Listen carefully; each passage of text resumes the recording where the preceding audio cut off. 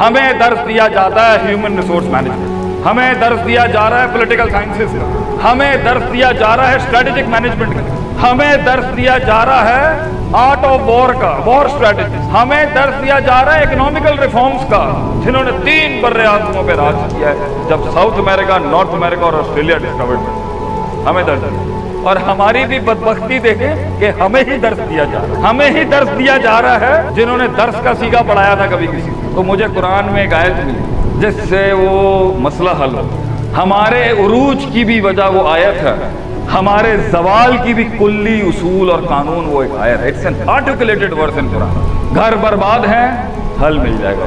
اولادیں کئے کائے میں نہیں ہیں، حل مل جائے گا۔ منفیت ہے، وہیں سے مسئلہ۔ حسد ہے، بغض ہے، تکبر، دشمن دوست نہیں بن رہے، دوست سجن نہیں بن رہے، دیٹ از the problem۔ پوری دنیا کا حل ہے اس آیت میں، کیونکہ اس فارمیٹ سے آپ صلی اللہ علیہ وسلم نے وہ فوج کھڑی کی جنہیں مارا نہیں جا سکا، still alive۔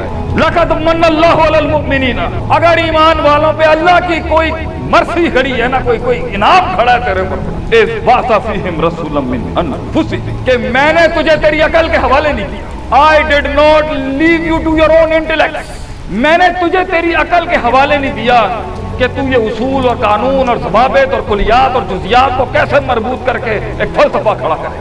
میں نے تجھے نبی بھیجا، اس سے بڑا کوئی انعام نہیں ہو سکتا کہ میں نے تجھے نبی من انفسہم، تم میں سے ہی ایسا کلام کھڑا کیا، میں تم ہی میں سے میں نے مزاج کھڑا کیا ہے، تم ہی میں سے میں نے ایک سماج کھڑا کیا، اور تم ہی میں سے میں نے ایک رواج کھڑا کیا، تم ہی میں سے۔